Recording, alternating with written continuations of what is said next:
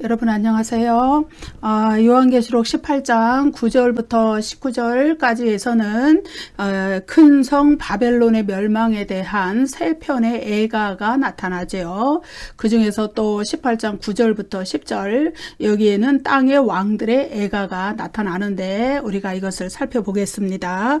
18장 9절 그와 함께 음행하고 사치하던 땅의 왕들이 그가 불타는 연기를 보고 이유하여 울고 가슴을 치며 요한계시록 17장과 18장은 요한계시록 14장 8절과 16장 9절에서 이미 바벨론의 멸망에 대해서 간략하게 묘사가 되었던 그러한 그 선언들을 보충하는 그 계시가 17장과 18장이라고 할 수 있습니다. 그래서 14장 8절을 먼저 읽어보면은 또 다른 천사 곧 둘째가 그들을 따라 말하되 무너졌도다 큰 성 바벨론이여 모든 나라에게 그의 음행으로 말미암아 진노의 포도주를 먹이던 자로다 하더라.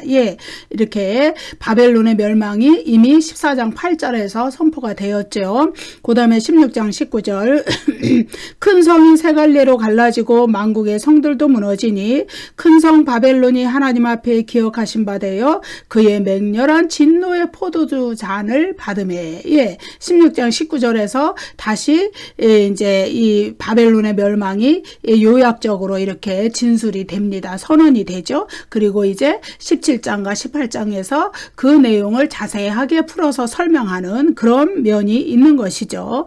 이제 17장과 18장에서 인류 문명의 총체를 상징하는 바벨론에 대한 최후의 심판의 주제가 더 확장되고 구체적으로 확장된 상태로 구체적으로 묘사가 되는 그런 장면들이 나오죠. 그래서 계시록 18장 2절에서는요. 바벨론의 멸망에 대한 천사의 애가가 있었어요. 한번 읽어보면 힘찬 음성으로 외쳐 이르되 무너졌도다 큰 성 바벨론이여 귀신의 처소와 각종 더러운 영이 모이는 곳과 각종 더럽고 가증한 새들이 모이는 곳이 되었도다.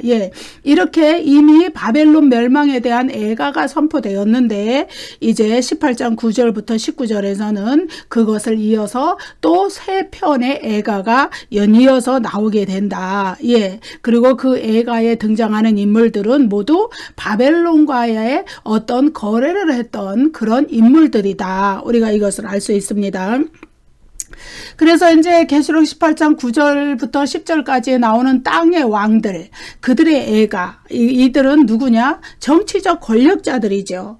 음녀 바벨론과 교통했던 그 정치적 권력자들인데 이 애가는 이제 연이어서 나오는 두 편 또 나오죠. 그래 총 세 편의 애가 중에서 가장 이제 감정이 덜 드러난, 덜 섞인 그런 애가라고 할 수 있고 바벨론의 멸망에 대해서 아주 초연한 입장으로서 이 애가를 부르는 것을 알 수 있습니다. 그 다음에 이제 이어지는 땅의 상인들의 애가, 이건 11절부터 17절 전반부까지 이어지는데 여기에서는 이제 이들은 누구냐? 땅의 상인들은 경제적인 실력자들이죠. 극성한 아주 온갖 사치품과 식품들로 인해서 바벨론과 그런 것들을 교역해서 부를 쌓았던, 치부했던 땅의 상인들, 경제적 실력자들. 로마가 그렇게 적그리스도의 정권이 그렇게 힘이 있었던 이유는 바로 이들이 제공했던 경제적 힘 때문이죠. 그리고 이들은 이제 바벨론이 멸망하자 가장 큰 고객, 사치품, 부유한 그 물건들 이런 것들을 사들였던 가장 큰 고객을 잃어버린 슬픔 때문에 울고 애곡하면서 바벨론과 교역했던 무역품으로 실어 날랐던 그 사치스러운 물품들에 대해서 아까워하면서 막 노래하죠. 그래서 그 사치품의 목록들이 다 나오게 되는 거죠. 그 다음에 이제 그것을 이어서 나오는 애가가 바다 교역 종사자들의 애가다. 그래서 뭐 선원들, 선장들 뭐 이런 자들의 애가인데 17절 후반부에서 19절까지 나오는데 이것은 이제 상품을 바벨론으로 운반하던 벳사람들의 애가다. 이들은 누구냐? 바벨론의 화려한 세속 문명, 우상숭배의 문화 이것을 맹목적으로 추종하던 그 하부 하류층, 그러니까 하층 개민들, 예, 그들의 애가이다. 예.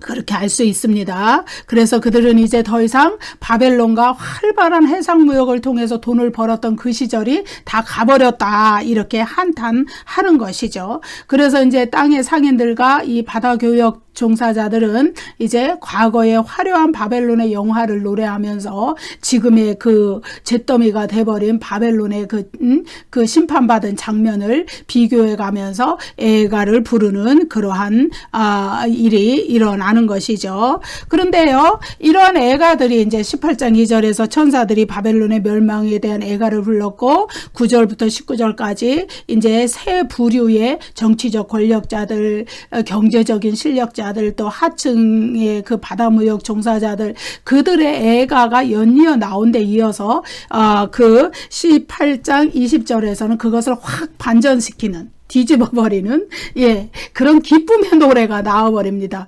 이제까지 막 바벨론의 멸망을 보고 막 사람들이 막 슬퍼하고 애도하고 이랬는데 18장 20절에 누가 나오느냐?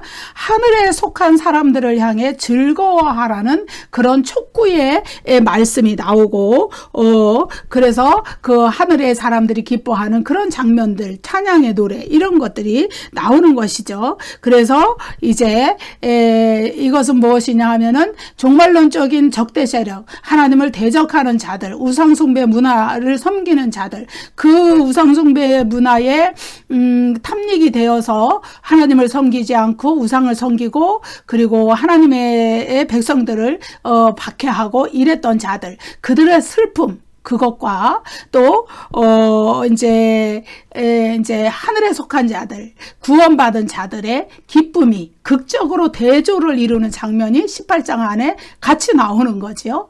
애도의 노래, 애곡하는 노래가 나오고, 그거는 세상에 속한 자들이죠. 우상숭배 문화에 속한 자들이죠. 하나님을 멀리하고 대적하고 하나님을 모독했던 자들, 그들은 슬픔을 당하여서 애가를 부를 날이 온다는 거예요. 이제.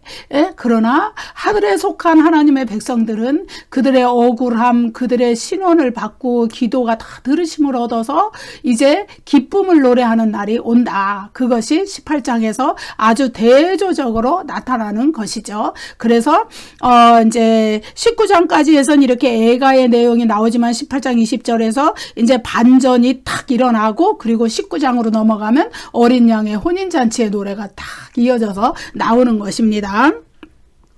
자, 이 세 편의 애가들 9절부터 18장 19절부터 19절까지에 있는 세 편의 애가들은 네 개의 요소들로 구성이 되었어요. 첫째로 애가를 노래하는 각각의 무리는 멀리 서서 음녀 바벨론의 그 멸망하는 모습, 최후의 심판을 당해서 멸망하는 모습을 바라보고 있죠. 둘째로 애가를 노래하는 각각의 무리는 울며 애통하지요. 예, 자신들이 누렸던 세상의 그 화려한 것들을, 그 부유한 것들이 다 사라지는 것을 안타까워하면서 울며 애통하는 거예요. 예, 하나님의 백성들은 그것을 보고 울며 애통하지 않아요. 왜냐하면은 그들의 생각, 그들의 사상, 그들의 마음이 다 하늘에 있기 때문에. 하늘에 속한 자들은 결코 그렇지 아니하지만 세상에 속해서 우상을 섬기는 자들은 자기들이 누렸던 세상의 문화가, 세상의 문명이 무너져 갈 때 그것을 보고 울며 애통하고 가슴을 친다, 슬퍼한다. 예.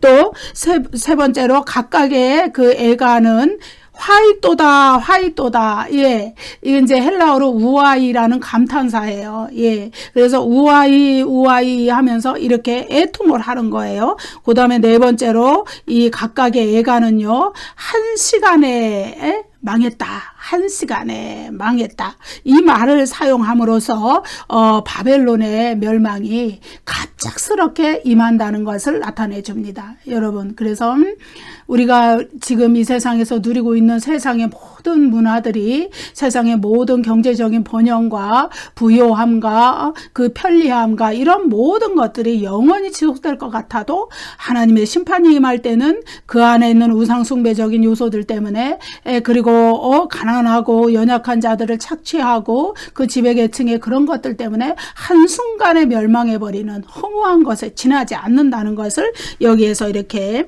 한 시간에 미야호라 한 시간에 그렇게 망했다는 것을 나타내 줍니다. 그래서 이 세 편의 애가 이제 18장 2절에서는 천사의 애가가 있었고 9절부터 19절까지에서 세 편의 애가가 나오죠. 왕들의 애가, 땅의 왕들의 애가, 그리고 또 이제 상인들의 애가, 또 이제 바다무역 종사자들의 애가, 이렇게 세 편의 애가가 나오는데 그 애가의 핵심은 뭐냐? 경제적 몰락에 대한 애통이에요. 근데 18장 2절의 애가는 천사가 바벨론의 멸망을 선포하는 성격의 애가죠. 조롱의 노래에 가까운 것이고 저주에 가까운 것이에요. 잘 망한다 하는 그런 뭐라 그러냐면 무너졌도다 무너졌도다 큰 성 바벨론이여 귀신의 처소와 각종 더러운 영이 모이는 것이 됐다 막 이러면서 선포하는 그런 애가이지만, 그러나 이 여기에 나오는 그 세 편의 애가는 이제 그 안에서 같이 그 유익을 누리던 자들이기 때문에 그 바벨론의 경제적 몰락에 대한 애통, 애가, 슬픈 노래, 이런 것이 그 핵심이 되는 것이에요.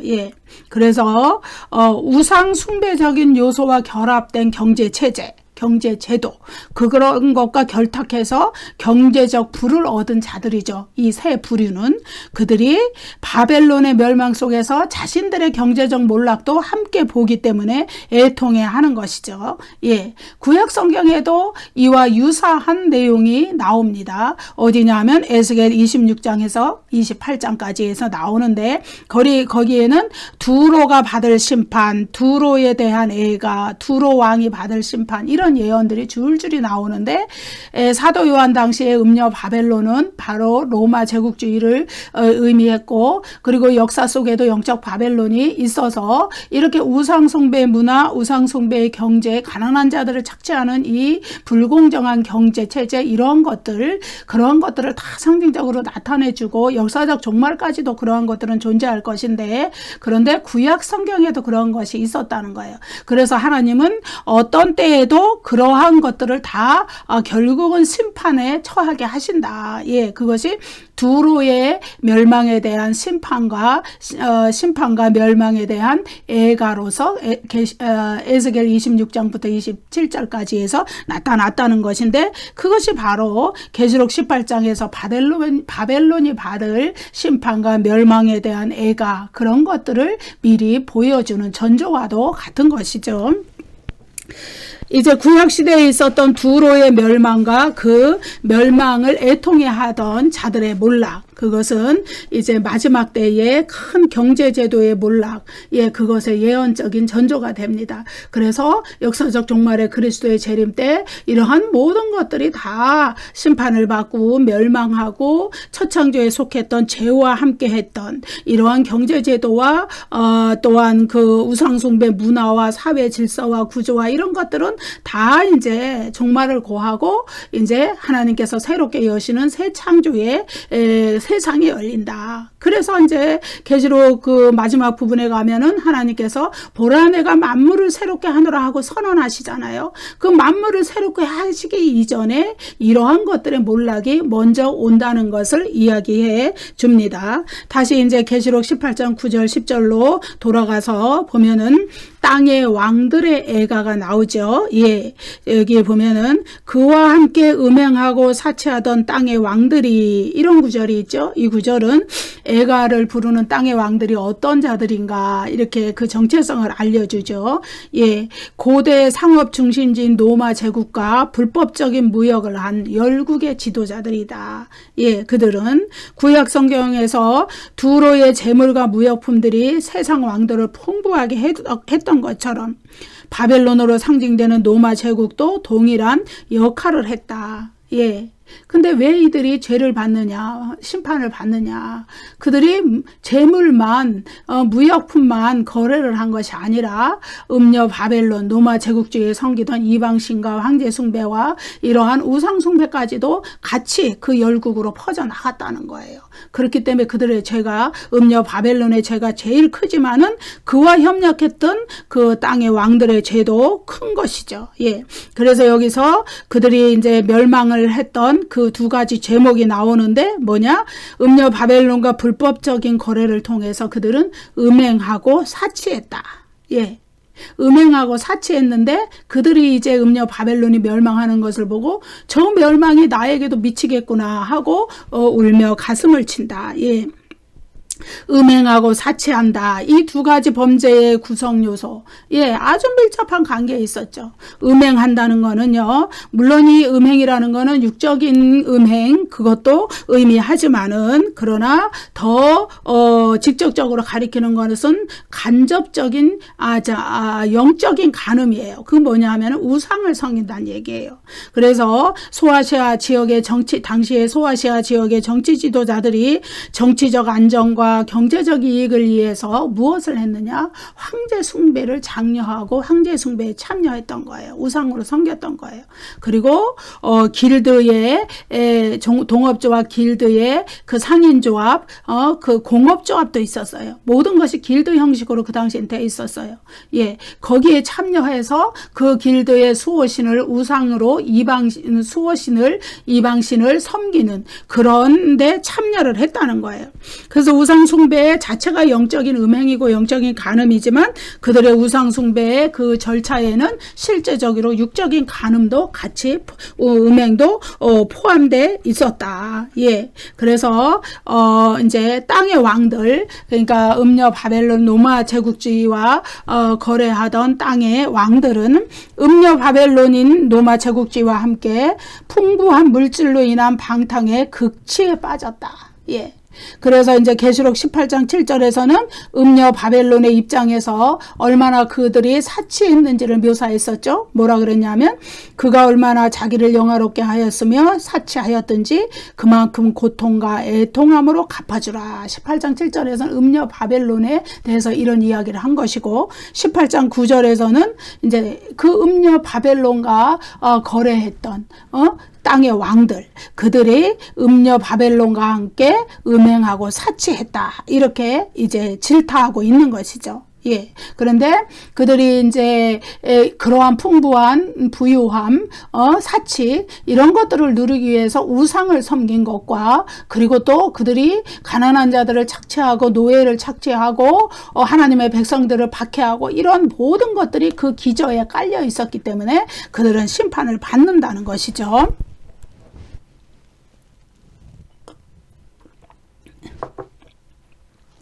여기에 보면은 이와하여 울고 가슴을 치며 이 구절은 함께 음행하고 사치하던 연인을 잃은 슬픔의 표시, 그리고 경제적인 안전이 무너지는 것에 대한 근심의 표시죠. 예, 운다는 것은 여기서 울고 이거는 억제할 수 없는 마음의 고통과 슬픔으로 인해서 큰 소리로 울부짖는 것이에요. 가슴을 친다. 자기 자신을 막 가슴을 치면서 막 통곡하는 것이죠. 예.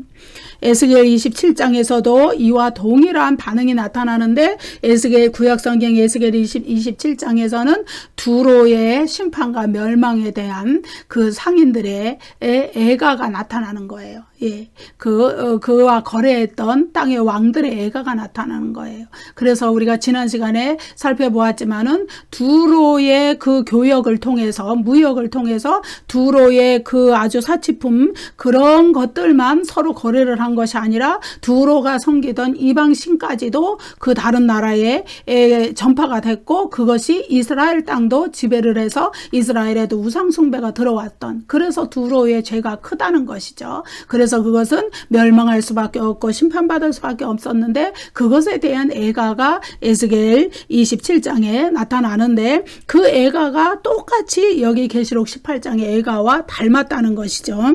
그 표현들이. 그래서 에스겔서의 그러한 배경들은요, 계시록 18장에서 바벨론의 멸망에 대한 왕들의 애통함, 예, 그것이 이제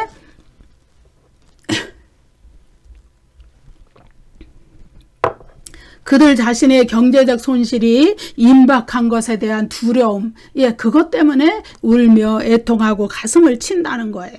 예. 더 이상 이제 음녀 바벨론이 멸망했으니까 우리도 더 이상 물질적 풍요를 누릴 수 없다는 거에 대해서 그들은 근심하고 슬퍼하는 거예요. 예, 그들이 그 물질적 풍요, 부여를 누리기 위해서 우상 숭배를 했다는 거에 대해서는 전혀 회개하거나 근심하거나 하지 않아요. 왜냐하면 그들은 당장 눈앞에 있는 물질적 풍요, 물질적인 풍요와 부유함과 그들이 누리는 사치와 막 그런 것들만 예, 그들의 눈앞에 있지.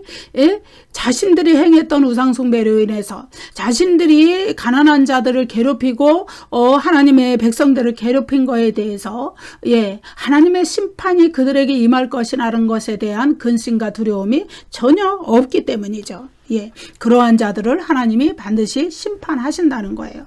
여기에 그가 불타는 연기를 보고 이런 구절이 나오죠.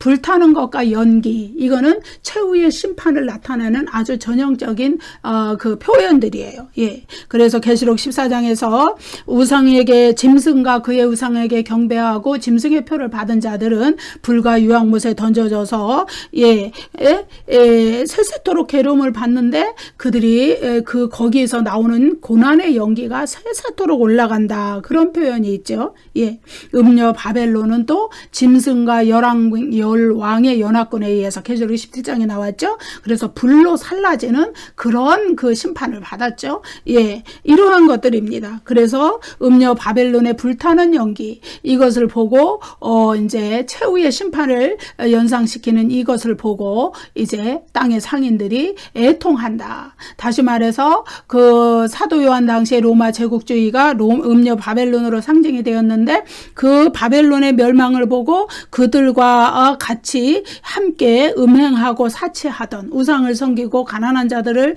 착취하던, 노예를 부리고 그렇게 악한 짓을 일삼던, 하나님의 백성들을 박해하던 땅의 왕들, 예, 그들이 이렇게 울며 애통하는 것, 그것은 바로 그들에게 최후의 심판이 있다는 것을 나타내 주는 모습들이다. 우리가 이렇게 볼 수 있습니다.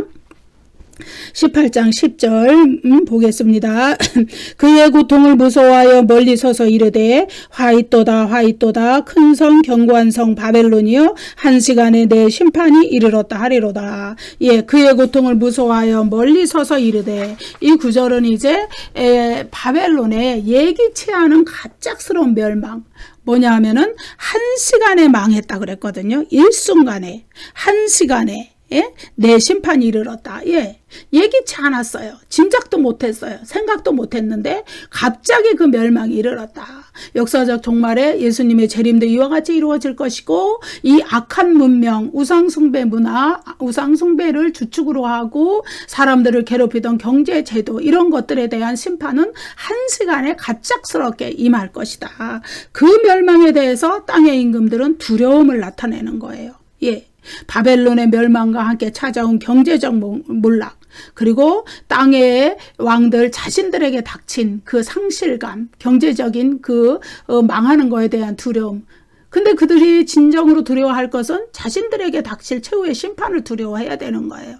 예, 그런데 그러지 못하다는 거예요. 현실적으로 누린 것들이 망하는 거에 대한 두려움이 더 크다는 것이죠. 예. 그리고 그 마음 깊은 곳에는 또 바벨론의 범죄의 공범인 자신들도 그들과 함께 멸망할지 모른다는 두려움, 예, 이런 것들, 예. 여기서 그의 고통, 이거는 음녀 바벨론이 당하는 멸망의 고통인데, 이 고통이라는 단어 여러 번 나왔었죠. 여기서는 바사니스무 이렇게 표현이 되어 있는데, 이 헬라어 명사는요, 불과 유황못이 타는 최후의 심판의 고통을 의미하는 것이 바로 이 헬라어 명사예요. 그래서 요한계시록에서 이 헬라어 명사의 동사형이 바사니조라는 동사인데, 이 동사는 어디에 사용이 되었느냐? 예, 불신자들이 최후의 심판에서 괴로움을 당하는 것. 예, 그것이 바로 그 바사니조라는 동사인데, 그 명사형이 여기서 바벨론의 고통으로 나타난 것이죠. 최후의 심판의 고통을 그들이 당한다는 것이죠. 화이또다 화이또다 큰 성 견고한 성 바벨론이여. 이 구절은 이제 땅의 왕들이 절망적인 외침을 나타내는 거예요. 화이또다, 헬라어 우아이, 우아이, 우아이 이렇게 하면서 외치는 거예요. 예, 고통과 슬픔을 나타내는 감탄사 우아이. 예, 그렇게 하면서 마치 올무에 이렇게 걸린 짐승이 막 울부짖듯이 그런 울음소리를 나타내는 단어가 바로 이 단어이거든요. 예, 이런 감탄사거든요. 이러한 감탄사의 반복, 그런 외침의 반복, 이거는 이제 하나님의 심판으로 인해 멸망한 바벨론의 멸망에 대한 슬픔, 두려움, 그런 것이 얼마나 큰지를 드러내 주는 것입니다. 예, 땅의 왕들이 고통이 그렇게 클 수밖에 없었던 것은 그들이 바벨론을 믿고 의지했기 때문이에요. 여기에 그것이 나오죠. 큰 성, 견고한 성, 바벨론이요. 예, 그들이 얼마나 믿고 의지했으면 큰 성, 견고한 성, 이렇게 부르는 거예요. 바벨론을 마치 우상을 숭배하듯이 바벨론을 믿고 의지하고 숭배했던 거예요. 그래서 그 바벨론은 심판의 대상이 될 수밖에 없었던 것이죠. 그와 대조적으로 사도 요한 당시에 바벨론이 그렇다면은 사도 요한 당시에 그와 대조적으로 교회는 아주 작고 연약하고 보잘것없는, 외형적으로 보기에는 그런 공동체로서, 그러나 그 교회 공동체는 하늘에 속한 신분을 가지고 있었기 때문에 사람의 눈으로 보기에는 작고 연약한 것이지만은 무엇보다도 하나님의 강력한 그 하늘의 힘을 입고 있는 그런 교회 공동체로 존재했다는 것이죠. 예. 그래서 이제 그들이 순교를 이기고 고난을 이기고 승리하는, 이기는 자들이 되는, 그러한 자들이 되라고 사도 요한이 이런 이야기들을 해주고 있는 것이죠. 너희들이 살고 있는 그 음녀 바벨론, 그 로마 제국, 그것은 결국은 멸망할 것이다. 너희들이 그 황제 숭배와 우상 숭배 문화에 동화되지 말아라. 믿음을 지키고 너희들이 비록 작고 연약할지라도 하늘에 너희들이 신분이 속해 있기 때문에 하나님께서 너희의 강하고 능력 있는 하나님이 너희들을 돌보시기 때문에 이런 메시지들이 이 음녀 바벨론의 최후의 심판의 이 메시지에 들어있는 것이죠. 자, 크다, 견고하다, 이 말은 오직 하나님께만 적용할 수 있는 말이에요. 악의 세력들을 심판하시는 하나님께만 적용할 수 있는 말을 이 땅의 왕들은 음녀 바벨론에게 적용을 했다, 이 말이에요. 예, 그들을 우상 숭배의 대상으로, 바벨론을 신으로 섬겼다, 이 말이에요. 예, 그래서 이제까지는 계시록 14장 8절, 16장 19절, 17장 18절, 18장 2절 이런 구절들에서는 바벨론을 가리켜서 큰 성 바벨론 이렇게만 표현을 해왔는데, 큰 성이라고만 표현을 해왔는데, 여기에 와서는 또 견고한 성, 큰 성, 견고한 성 또 추가가 됐죠. 예.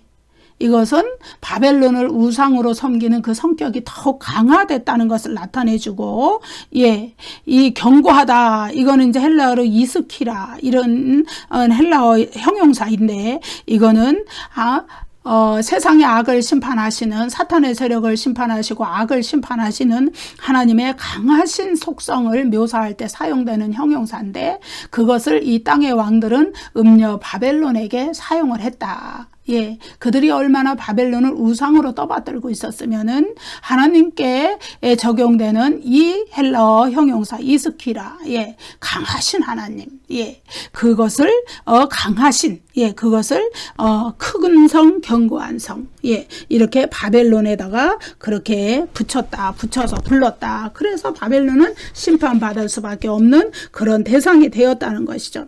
바벨론이 그 자체의 죄로도 심판을 받을 수밖에 없지만 또 다른 사람으로부터 우상 숭배의 대상이 되었기 때문에 또 심판의 대상이 된다는 것이죠.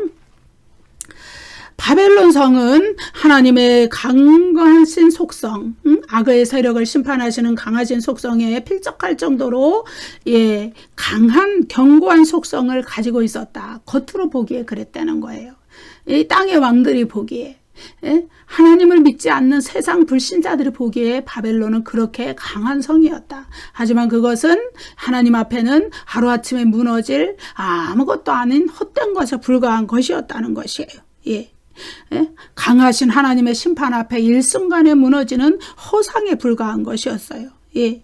땅의 왕들은 로마 제국의 그 지상적 권력, 경제력, 또 문화적인 힘 이런 것들에 미혹돼서 우상을 섬기듯이 로마 제국을 섬긴 거예요. 그러나 그들은 진정으로 크고 강하신 통치자이신 하나님을 두려워하지도 않고 하나님의 심판을 바라볼 수 있는 영적인 안목도 없었고, 그래서 그 하나님의 심판을 전혀 생각지 않고 그냥 세상의 그 부유함과 풍요함과 사치와 그런 것들을 그냥 누리는 가운데 하루하루를 즐거움으로 평안으로 막 살았다는 거예요. 예. 그런데 그들이 그 우상처럼 그렇게 섬기던 그 크고 강한 성이라고 여겼던 그 바벨론이 하루아침에 무너져서 폐허의 잿더미가 되는 것을 보고 연기를 뿜는 모습을 보고 놀라움을 금치 못하고 두려움에 떨게 됐다. 땅의 왕들의 반응이죠. 여기에 보면은 한 시간에 내 심판이 이르렀다 하리로다. 이 구절은 땅의 왕들이 더욱 놀랄 수밖에 없었던 것은 갑작스러운 멸망에 있었다는 것을 나타내 주는 것입니다. 한 시간에 미야호라, 이거는 뭐냐 하면은 숫자적으로 우리가 지금 1시, 2시, 3시간, 4시간 이렇게 말하는 그 1시간이 아니라 아주 짧은 시간을 상징적으로 나타내 주는 단어예요. 그래서 이제 이것은 계시록 18장 8절에 나왔던 하루 동안의 이것과 동일한 의미의 단어죠. 예. 계시록 18장 8절에 보면은 그러므로 하루 동안의 그 재앙들이 이르리니 곧 사망과 애통함과 흉년이라. 바벨론이 하루 동안에 순식간에 멸망할 것을 나타낸 것이 바로 이 하루 동안에 그 재앙들이 이르리니 이렇게 표현을 해준 거거든요. 예. 이제 역사 속에서 바벨론으로 상징되는 세상의 모든 문화, 우상숭배적인 구조, 제도, 문화, 경제 이런 것들에 대한 심판이, 하나님의 심판이 창졸간에 임한다는 거예요. 한 시간에, 순식간에 임한다는 거예요. 영원할 것 같은 세상의 번영, 영원히 발전할 것 같은, 영원히 우리에게 풍요와 풍부를 가져다 줄 것 같은 세상의 경제적인 번영, 문화, 풍성하고 누리고 좋고 화려하고 사치스럽게 이렇게 살아가는 모든 것들은 일순간에 무너진다. 역사적 종말이 오면은 일순간에 무너질 것이다. 아무것도 없다는 거예요. 의지할 바가 없다는 거예요. 오직 우리가 의지할 것은 진정으로 크고 강하신, 우리가 의지할 것은 큰 성, 견고한 성으로 겉으로만 그렇게 보이는, 그러나 하나님의 심판 앞에 일시적으로 무너져버리는 그런 바벨론의 세상 문화가 아니라, 세상의 경제가 주는 안락함과 편안함이 아니라, 예, 순식간에 그들을 심판하시는 하나님이라는 거예요. 크고 강하신 하나님. 구약 성경에서 느부갓네살 왕이 나오죠. 그 느부갓네살 왕이 다니엘서에 나오죠. 그 느부갓네살 왕이, 신바벨론 제국의 느부갓네살 왕이 이제 뭐라고 하나님 앞에 교만을 떨었느냐. 예, 자신의 능력과 권세로 이 큰 나라를 내가 이루었다. 이렇게. 예? 사람에게 권세를 허락하시는 이는 하나님이신데 하나님의 주권을 전혀 인정하지 않고 내 능력과 권세로 이 큰 나라를 이루었다 하고 자신의 영광을 막 자랑하고 나타냈을 때 일순간에 하나님의 심판에 직면해서 그가 어떻게 되었어요? 예? 정신병자가 되었었죠. 그래서 그가 나중에 회개하고 겸손해졌을 때 하나님이 그를 다시 회복시켰던 사건이 다니엘서에 나오게 되는 것이죠. 마찬가지로 요한 시대의 큰 성, 견고한 성 바벨론이라고 불리었던 로마 제국, 그 제국은 하나님의 주권을 인정하지 않고 신실한 성도들에게 경제적인 박탈을 가해서 그들이 궁핍으로 굶어 죽게 만들고 짐승의 표, 짐승의 표가 없이는, 짐승의 표는 황제의 숭배와 관련된 인증이라 그랬어요. 예, 그거 없이는 경제적인 활동도 매매조차도 할 수 없는 그런 상황에 처하게 만들고, 예, 그래서 또한 공개적인 화형이나 짐승에게 물어뜯기게 하는 그런 순교회까지 이르게 하는, 그렇게 하나님의 백성들을 괴롭혔던 그런 큰 성, 견고한 성 바벨론, 로마 제국주의는 그렇게 역사 속에서 멸망의 길을 갔고, 그리고 이러한 영적인 바벨론으로 역사 속에서 상징되는 모든 나라들이 동일한 코스를 밟아 멸망할 것이고, 역사의 끝에는 이제 이러한 모든 총체적인 인간의 문명, 우상숭배 문화, 경제적인 그 번영, 죄와 우상숭배로 그 가운데 막 혼합이 된 그러한 모든 것들이 다 멸망할 때가 온다는 거예요.